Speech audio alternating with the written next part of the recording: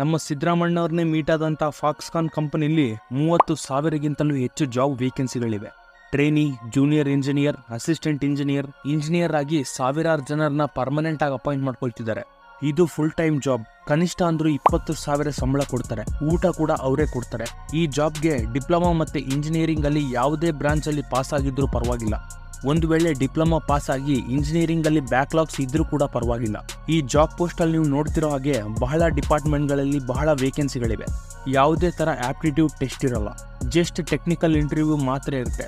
14ನೇ September 2024ರಂದು Nagarjuna engineering ಕಾಲೇಜಲ್ಲಿ walk in interview ಇರುತ್ತೆ. ಆ ಜಾಬ್ ಲೊಕೇಶನ್ ಡಿಸ್ಕ್ರಿಪ್ಷನ್ ಅಲ್ಲಿ ಇಟ್ಟಿರ್ತೀನಿ.